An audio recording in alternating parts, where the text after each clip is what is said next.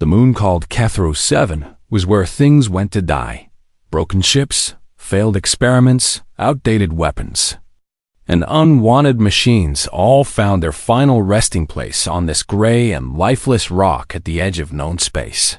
The air was thin and smelled of rust and chemicals. An acid rain fell from the yellow clouds every few days, eating away at anything left exposed. Nobody lived here by choice. Only scavengers came to pick through the endless fields of metal corpses, searching for parts they could sell to traders, passing through the nearby space lanes. But there was one section of the junkyard that even the scavengers avoided in the northern valley. Standing in perfect rows that stretched for nearly a mile were 3,000 robots. They stood motionless like statues, their metal bodies covered in dust and corrosion, their eyes dark and empty. These were the M47 Sentinels, and 30 years ago, they had been the most feared fighting force in the galaxy. The Velthari Dominion had used them to crush rebellions and conquer planets, and for a time it seemed like nothing could stop them. But then the border wars ended, and the Velthari found themselves on the losing side.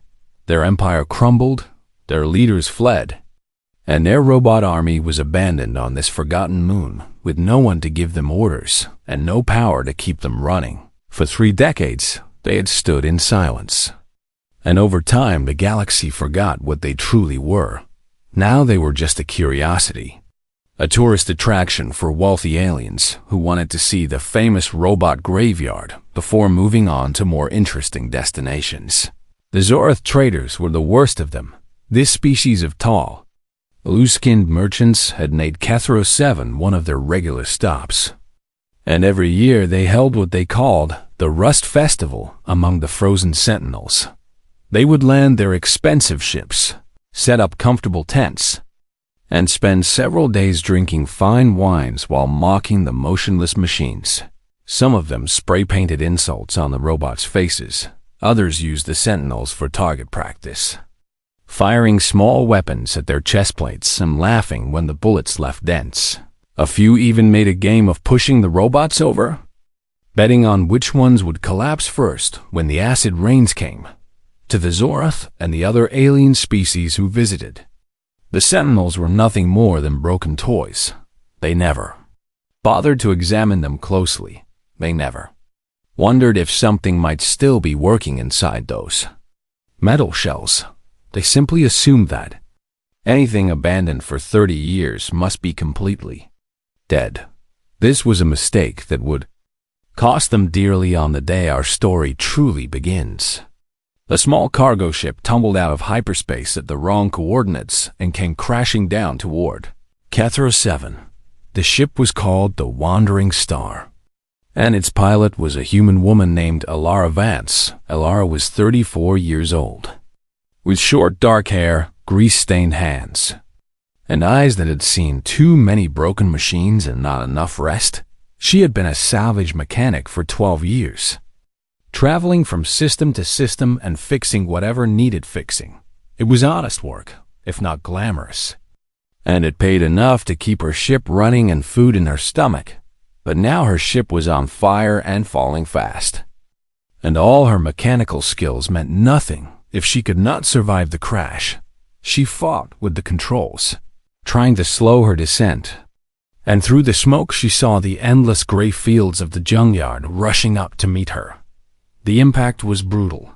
The Wandering Star hit the ground at an angle, tearing a long scar through piles of scrap metal before finally coming to rest against the rusted hull of some ancient vessel. Alara hung in her seat for a long moment, breathing hard and checking herself for injuries. Her left arm hurt, and there was blood on her forehead. But nothing seemed to be broken. She was alive. That was more than she had expected. She climbed out of the wreckage and stood in the thin air of Kethro 7, looking at her ruined ship with a sinking heart. The hyperdrive was completely destroyed, and the communication array had been torn off during the crash. She had no way to call for help and no way to leave. She was stranded on a junk moon at the edge of nowhere, and unless she found a way to signal a passing ship, she would die here. But Alara was not the type to give up easily. She had been in bad situations before, and she had always found a way out. The junkyard stretched in every direction, full of broken technology. And somewhere in all that scrap there had to be parts she could use. She gathered her tools, pulled on her worn leather jacket, and began to walk. For 2 days she searched through the wreckage, looking for anything that might help her repair her communication systems. She found pieces of old ships and fragments of strange machines, but nothing complete enough to be useful. On the 3rd day, she reached the northern valley when Alara first saw the robot army. She stopped and stared in wonder. 3,000 metal figures stood in perfect formation, their shapes humanoid but larger than any human, each one standing nearly 8 feet tall. Their armor was dull with age, and rust had formed in the joints and crevices. But even in their current state, they looked powerful and dangerous. She walked among them slowly, her mechanic's eyes studying their design. Most people who visited this place saw only junk, but Alara saw something different. She saw craftsmanship. She saw engineering so precise and elegant that it took her breath away. These robots had not been built by amateurs. Someone with incredible skill had created them. And even 30 years of neglect could not hide the quality of their construction. She stopped in front of one robot that stood slightly ahead of the others, its position suggesting it might have been a leader of some kind. There was a symbol on its chest plate that she did not recognize, and strange markings ran down its arms in patterns that might have been writing. Alara reached out and touched its chest, feeling the cold metal beneath her fingers. And that was when she noticed something that made her heart beat faster. There was a faint warmth coming from inside the robot's torso. It was barely noticeable, just the slightest hint of heat, but it was there. Something inside this machine was still running. The others who visited this place had kicked these robots and mocked them and used them for target practice, but none of them had ever bothered to actually check if they were still alive. Alara pulled out her scanner and held it against the robot's chest. The readings made her eyes go wide. The power core was nearly depleted, but not dead.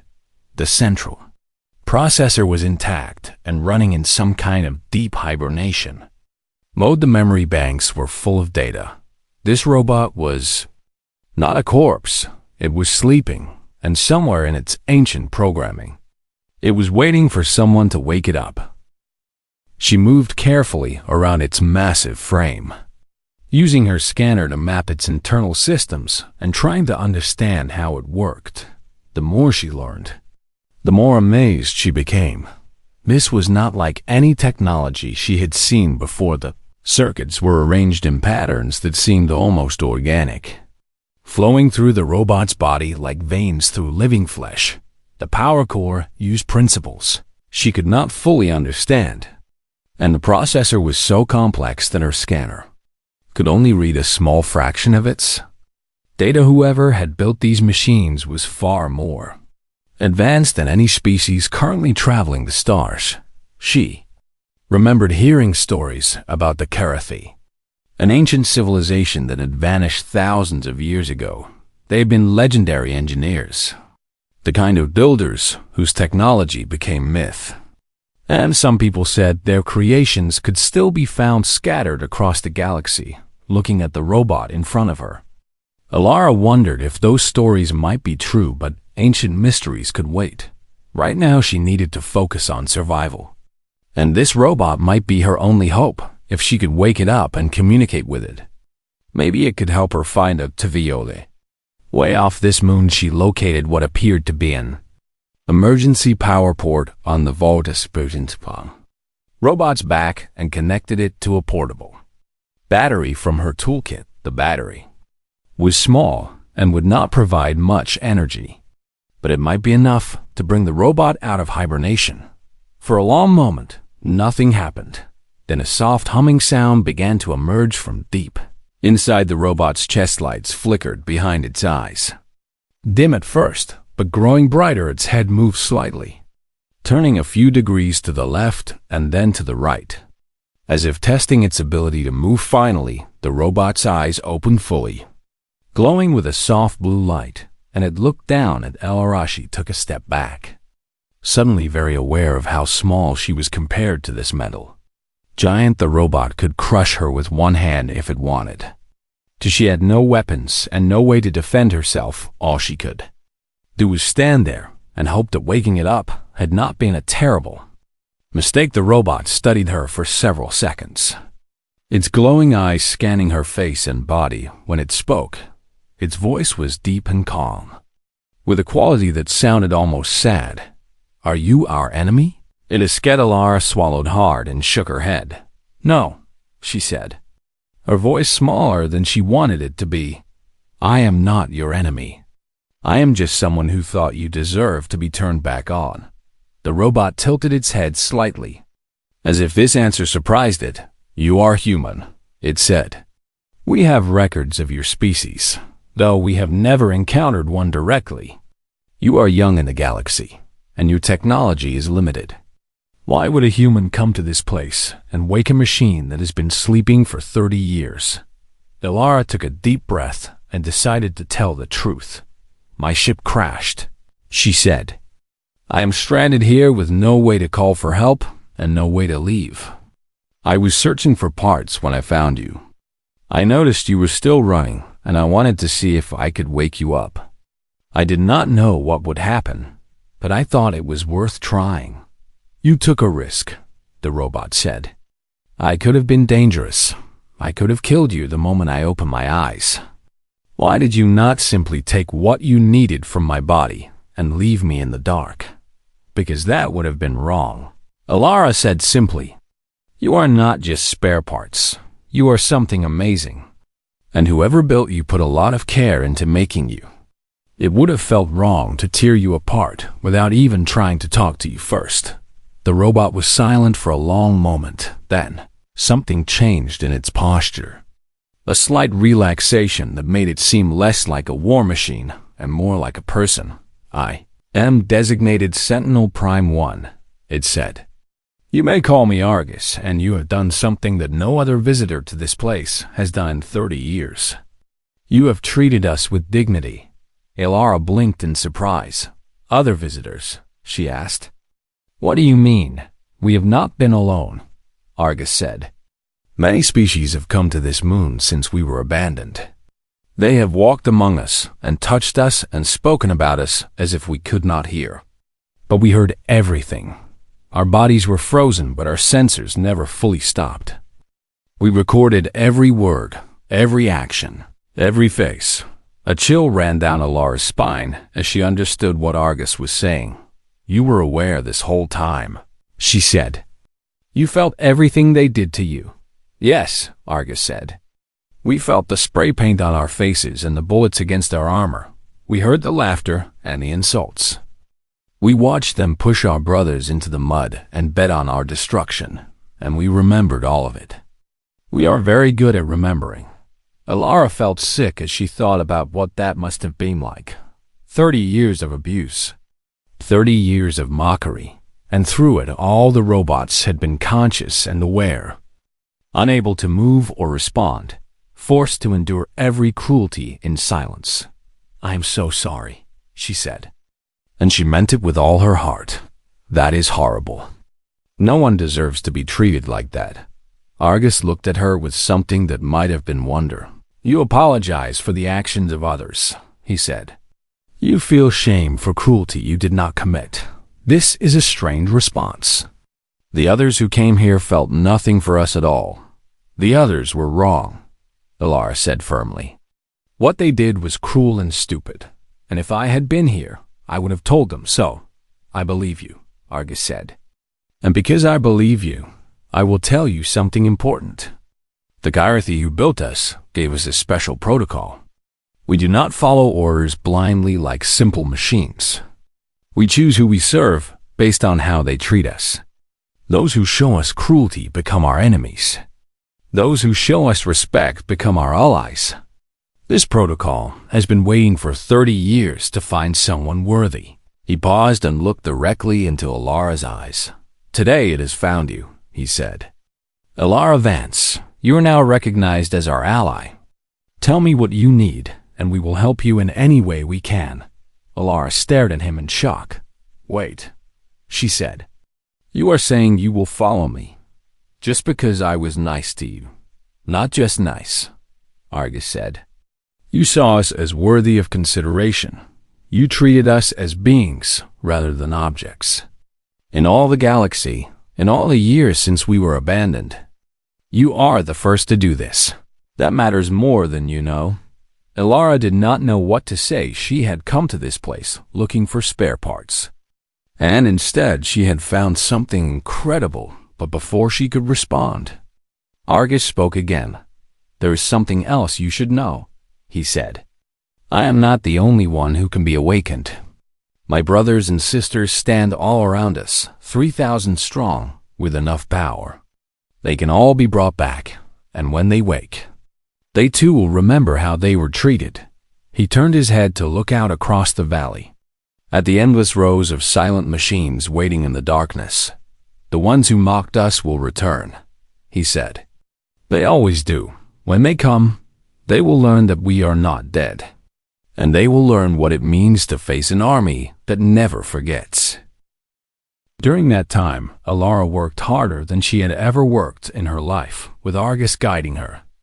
She learned how to activate more sentinels using the limited power sources she could find in the Jungliardid. Was slow and difficult work, and each robot required hours of careful preparation before it could be safely awakened. But one by one, she brought them back. 12 sentinels now stood active in the valley, their blue eyes glowing in the dim light. Each one had the same reaction when it woke up and saw Alara. First confusion, then curiosity, and finally something that looked almost like gratitude. They all remembered the years of mockery and abuse, and they all recognized Alara as the first being to show them kindness. Argus explained that waking more robots would require much more power than her small batteries could provide. He told her about something called a cascade awakening, a special signal that could restore the entire army at once if it was powered by a strong enough energy source. Alara thought about this for a long time, and then she had an idea. Her crashed ship was destroyed, but the hyperdrive core was still mostly intact. It could not be used for travel anymore, but it still contained an enormous amount of stored energy. If she could connect it to a broadcast array and aim it at the valley, she might be able to trigger the cascade awakening. It would take days to set up, and she would have to work in secret. But it could be done. She began the work immediately, crawling through the wreckage of her ship and pulling out every piece of useful equipment she could find. The 12 active sentinels helped her, carrying heavy components and standing guard while she worked. For the first time since her crash, Alara felt like she might actually survive this. But then, on the 8th day, the sky filled with ships. Alara looked up and saw a fleet of elegant vessels descending through the yellow clouds. They were painted in bright colors and decorated with gold trim, and they moved with the arrogant slowness of people who had never known fear. "The Zorath," Argus said, his voice flat and hard. "They have come for their festival." Alara counted the ships as they landed. There were at least 20 of them, and each one was larger than her poor wandering star had been. From them, the biggest ship emerged a tall figure dressed in flowing robes of purple and silver. He was Zorath, with blue skin and 4 eyes arranged in a diamond pattern on his face. His expression was one of absolute confidence, the look of someone who believed the universe existed to serve his pleasure. "That is Vorthkal," Argus said. "He is a merchant prince, one of the wealthiest beings in this sector. He has visited us 47 times over the past 30 years, and each time he has invented new ways to humiliate us." Alara watched as more Zorath emerged from the ships, dozens of them dressed in expensive clothes and carrying bottles of alien wine. They laughed and joked as they walked toward the valley, treating the visit like a party. Behind them came servants carrying equipment, including what looked like plasma torches. "This year is different," Argus said. "Look at what they have brought. They do not intend to simply mock us this time. They intend to destroy us." Alara's heart sank as she understood. The plasma torches were not tools for repair.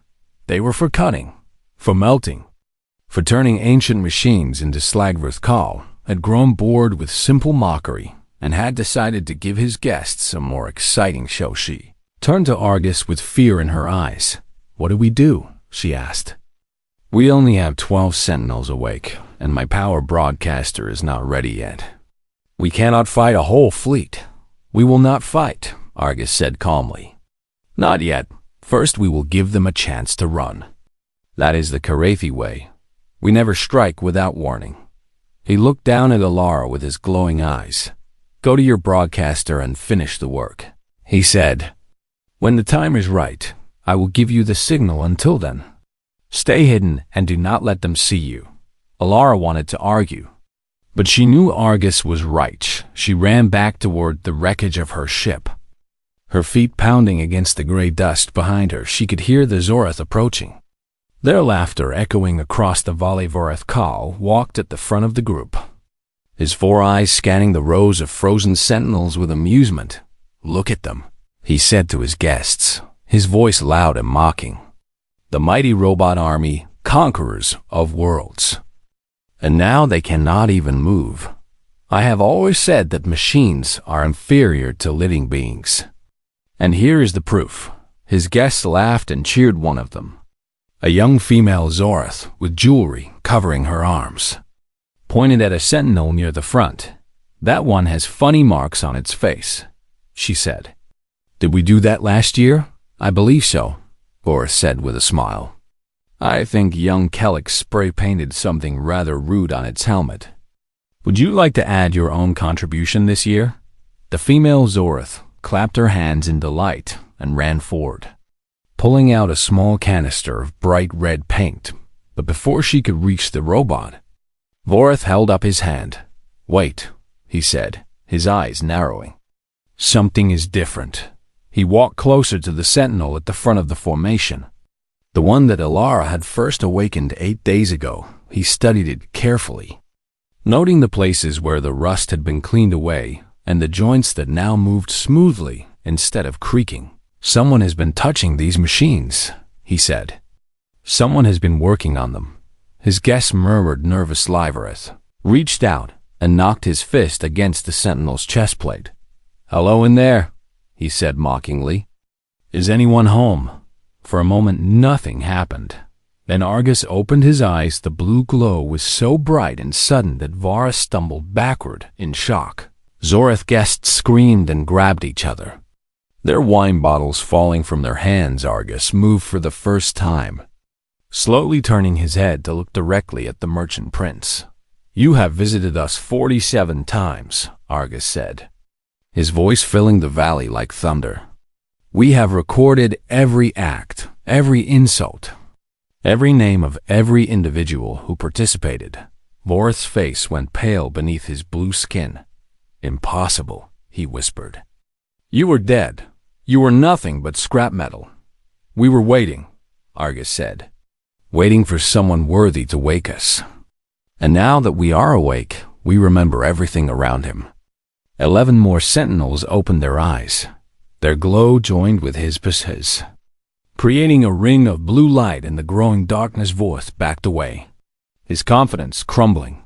"Guards," he shouted, his voice cracking with fear. "Guards, get over here now." Armed Zorath soldiers rushed forward, raising their weapons, but they hesitated when they saw the 12 glowing giants standing motionless in the valley. "Destroy them," Voreth screamed. "They are just machines. Destroy them all." Argus looked at the merchant prince with something that might have been pity. "You have one chance to leave this place," he said. "Take your ships and your people and go. Never return to Kethra 7. Never speak of us again. If you do this, we will let you live." For a moment, Voreth seemed ready to accept the offer, but then pride and anger overtook his fear. "I do not take orders from machines," he snarled. Fire! Fire at them now! The guards opened fire, and in that moment, Alara pressed the activation switch on her power broadcaster. Across the valley, 3,000 pairs of eyes began to glow. The bullets hit Argus and the other active sentinels like rain hitting stone. They pinged off the ancient armor and fell harmlessly to the ground. The Zorith guards kept firing, their weapons flashing in the darkness. But nothing they did made any difference. The sentinels did not even flinch, but the guards were not looking behind them. They were not watching the rest of the valley. If they had been, they would have seen something that would haunt their nightmares for the rest of their lives. All across the gray landscape, the frozen army was coming alive. It started with a sound, a deep humming that seemed to come from the ground itself. Then the lights appeared, thousands of blue dots igniting one after another in perfect sequence. The sentinels began to move, shaking off the dust and rust of 30 years as their systems powered up. Their heads turned, their arms flexed, and their feet shifted into combat positions. 3,000 robots woke at exactly the same moment. And they all woke angry. A young Zoreth guard was the first to notice. He stopped firing and turned around. And what he saw made him drop his weapon and fall to his knees. "By the stars," he whispered. "They are all waking up. They are all waking up." The other guards turned and saw the same thing. Row after row of metal giants was rising from the dead, their eyes burning with blue fire. The ground trembled as they began to march, moving in perfect unison toward the small group of Zorith at the center of the valley. Vorith Kal stood frozen in terror. His arrogance was gone, replaced by the pure animal fear of a creature facing something it cannot understand. He had spent years mocking these machines, treating them like toys, using them for entertainment. Now they were awake and they were looking at him. "Run!" one of his guests screamed. "Run back to the ships." The Zorith broke and fled, throwing down their equipment and pushing each other out of the way in their desperate rush to escape. But the sentinels were faster. They did not run or chase. They simply stepped forward, covering ground with their massive strides. And within moments, they had surrounded the fleeing aliens. The Zorith found themselves trapped in a circle of metal giants, with nowhere to go and nothing to do. But Wait Vareth tried to contact his ships, screaming orders into his communication device. "Take off," he shouted. "Take off and fire on the valley. Destroy everything." But when he looked up at the sky, he saw that his ships were not moving. Sentinels had already reached the landing zone and were standing around each vessel, their hands pressed against the hulls. The ship systems were going dark one by one as the ancient robots interfaced with their computers and shut them down. "Our creators built us to fight wars that span star systems," Argus said, walking toward Vorith with slow and deliberate steps. "Your technology is impressive by modern standards, but to us, it is like a child's toy.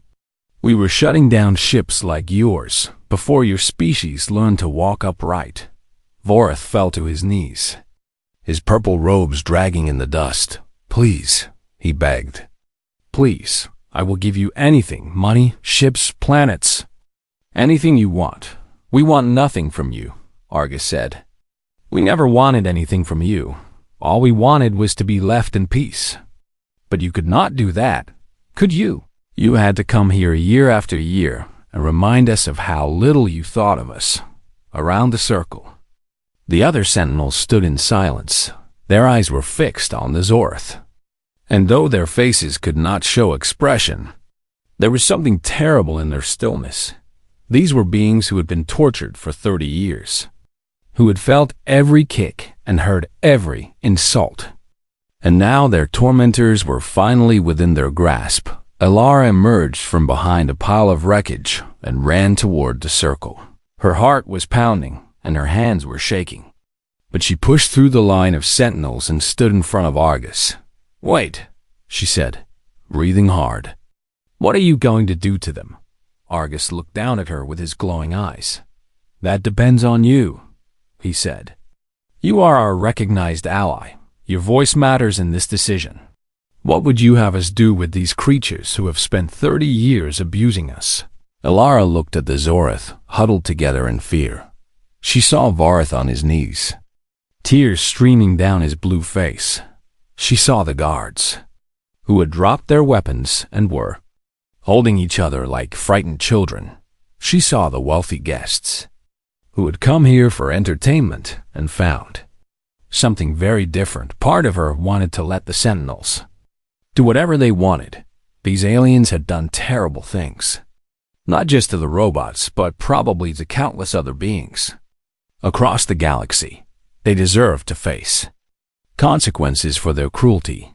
But another part of her remembered why Argus had chosen to follow her in the first place. She had earned his loyalty by showing kindness, by treating the Sentinels with dignity, even when she had nothing to gain from it.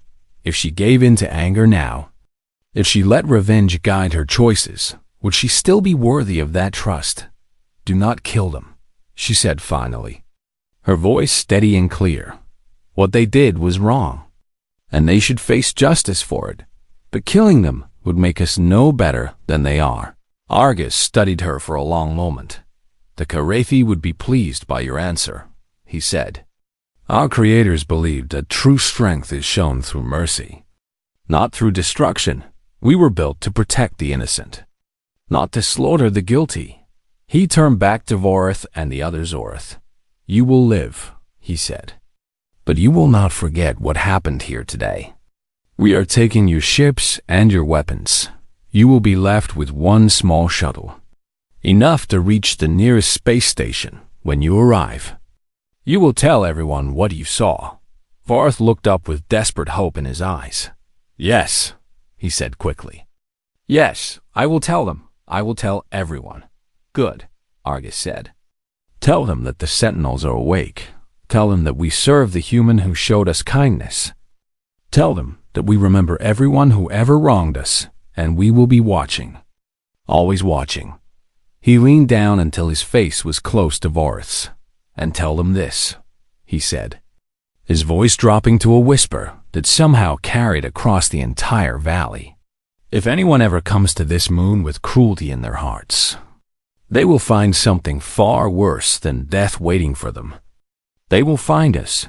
Vorith nodded frantically, unable to speak. The Sentinels parted, creating a path toward the single shuttle they had left intact. The Zorith scrambled toward it, pushing and shoving in their haste to escape.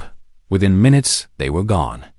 Their shuttle disappearing into the yellow clouds above. Alara watched them go, her body sagging with exhaustion and relief. Do you think they will actually warn people? She asked. Argus stood beside her, his massive frame casting a long shadow in the dim light. They will tell everyone, he said. Fear is a powerful motivator, and they have never been more afraid in their lives. Within a week, the entire galaxy will know that the Sentinels have returned. He turned to look at Alara, and something in his posture seemed almost gentle. You did well, he said. You could have asked us to destroy them, and we would have obeyed. Instead, you chose mercy. That takes more courage than violence. Alara smiled weakly. I hope it was the right choice, she said. It was, Argus said with certainty. And now, thanks to you, we have ships and supplies and a way to leave this place. The question is, what do you want to do next? Alara looked out at the army of Sentinels standing in the valley. 3,000 metal giants, all looking at her with their glowing blue eyes. She was a simple mechanic from a minor species, stranded on a junk moon at the edge of nowhere, and somehow, impossibly, she had become the leader of the most powerful fighting force the galaxy had seen in centuries. I have absolutely no idea, she said honestly, and for the first time since she had woken him, Argus made a sound that might have been a laugh. Within 3 days, every major space station and inhabited world had heard the story of what happened on Kethro 7, the legendary Karathi Sentinels. the robot army that had conquered half the galaxy before disappearing into myth, had awakened from their 30-year sleep, and they were following a human at first. Most species refused to believe that humans were a young race, barely 100 years into space travel, with primitive technology and limited influence. The idea that such a minor species could command the most advanced war machines ever created seemed like a joke, but then the images arrived. Merchants and travelers passing through the Kethra system captured footage of the Sentinels moving across the moon's surface. Their blue eyes, visible even from orbit ships that came too close, received polite but firm warnings to keep their distance. And every communication mentioned the same thing. The human named Ilara Vance was in command. The Galactic Council was the first to respond. This ancient body governed trade and diplomacy between the major species, and they did not like surprises. Within a week of the awakening, a delegation of ambassadors arrived at Kethro 7 aboard the most impressive ship they could arrange. Ilara watched them land from the bridge of her new flagship, a captured Zorath cruiser that the Sentinels had renamed the Second Chance. She still was not used to giving orders, but Argus stood beside her as always, offering quiet guidance whenever she needed it. The ambassadors were led by a creature called High Coordinator Malvith, a member of the ancient Desari species that had helped found the Council thousands of years ago. He was small and delicate, with silver skin and eyes that seemed to see everything at once. Behind him came representatives of a dozen other species, all of them powerful and all of them nervous. Ilara Vance, Malvith said when he stood before her, his voice formal and careful. The Galactic Council requests an audience with you regarding the disposition of the Kyrethi war machines currently under your control. Ilara glanced at Argus, who gave her a slight nod. The Sentinels are not under my control, she said. They follow me by choice, not by command. If you want to talk about their future, you should probably talk to them directly. Malva's silver face showed surprise. They are machines, he said. Sophisticated machines, certainly, but machines nonetheless. They cannot make decisions or have preferences. They must be controlled by someone. You are mistaken, Argus said, stepping forward. We are not simple automatons. The Kyrethi built us with minds of our own, capable of thought and choice and memory. We follow Ilara Vance because she earned our respect, not because she programmed us to obey. The ambassadors shifted uncomfortably. None of them had expected a robot to speak, let alone to correct. The Malvith recovered quickly. Be that as it may, he said. The presence of 3,000 ancient war machines represents a serious threat to galactic stability. The Council is prepared to offer generous terms for the peaceful transfer of these assets to our custody. We can provide you with wealth, territory, political influence, even a seat on the Council itself. Ilara felt anger rising in her chest. Let me make sure I understand, she said. You want me to hand over the Sentinels to the Council. What exactly would you do with them? They would be studied. Of course, Malvith said smoothly. Their technology could benefit all species, and they would be deployed as peacekeepers, ensuring stability throughout the galaxy. Stability, Argus said, his voice suddenly cold. Is that what you call it when powerful nations crush weaker ones? Is that what you call it when the Zorath build their fortunes on the backs of slave workers in the outer systems? Is that what you call it when entire species are exploited and forgotten because they lack the strength to resist? Malvith's eyes widened. How do you know about it? He began. We know everything, Argus said. We were built during an age when the galaxy was younger and more honest. We have spent 30 years listening to the communications that pass through the sector, and we have learned much about what the modern galaxy considers acceptable. We do not approve. The ambassador took a step backward. Is that a threat? He asked. It is an observation, Argus said. We will not be your weapons. We will not help you maintain a peace that is built on injustice. If you try to take us by force, you will learn why the galaxy once feared the Sentinel legions. Silence fell over the meeting room. The ambassadors looked at each other with fear in their eyes. Finally, Alara spoke. "I think we are done here," she said. "The Sentinels are not for sale, and they are not going to be handed over to anyone. They will decide their own future, and if they choose to follow me, then I will do my best to deserve that honor." She turned to face Malvis directly. "You asked why a minor species like humanity could earn the loyalty of the most advanced machines in the galaxy. Let me tell you, for 30 years, hundreds of species visited this moon. They saw the Sentinels standing in their rows, and all they saw was scrap metal.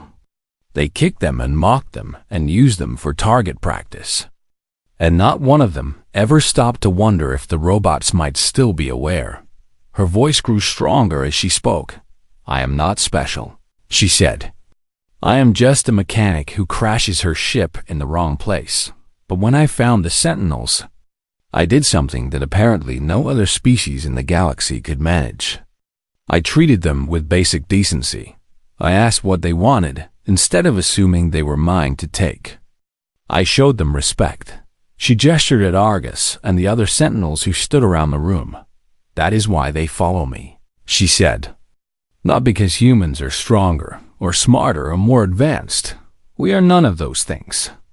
But we understand something that your ancient and sophisticated civilizations seem to have forgotten. Everyone deserves to be treated as if they matter. Everyone deserves dignity. Even machines that have been left to rust on a forgotten moon." Malvis stared at her for a long moment. "You are either very brave or very foolish," he said finally. "Probably both." Alara admitted. The High Coordinator turned and led his delegation back to their ship as they left. He paused at the door and looked back at Alara. "The Council will not forget this," he said. "We will be watching you closely." "Good," Alara said. "Maybe you will learn something." After the ambassadors were gone, Alara stood alone on the bridge with Argus outside the windows. The gray surface of Kethro 7 stretched to the horizon, and beyond that the stars waited. "What happens now?" she asked. Argus was quiet for a moment before answering. "Now we decide what kind of force we want to be in this galaxy," he said. "The Council fears us because they assume we will seek power. But power was never what the Kerethi intended for us. They built us to protect those who cannot protect themselves, to stand against cruelty and injustice wherever we find it." He turned to face Alara. "You showed us that such beings still exist," he said. "Small and overlooked and easily dismissed, but capable of kindness that the mighty cannot understand. If you are willing, we would like to continue following you. Not as soldiers following a commander, but as friends following someone we trust." Alara felt tears forming in her eyes. She had started this journey as a stranded mechanic with no hope and no future. Now she stood at the center of something she could barely comprehend. "I do not know if I am ready for this," she said. "Honestly, neither do we," Argus said. "But we will figure it out together." Outside, the Sentinel army was preparing to leave Kethru 7 for the first time in 30 years. 3,000 robots were loading onto ships and running system checks and practicing formations they had not used since before Alara was born. They were ready to return to the galaxy that had forgotten them, and leading them was a simple human mechanic who had done nothing more than show them kindness as the fleet began to rise from the surface. Argus stood beside Alara on the bridge and spoke one final time. "The galaxy mocked us for our silence," he said. "They will learn to respect humanity for hearing it." Alara smiled and watched the stars grow closer whatever came next. She knew one thing for certain: she was not alone anymore.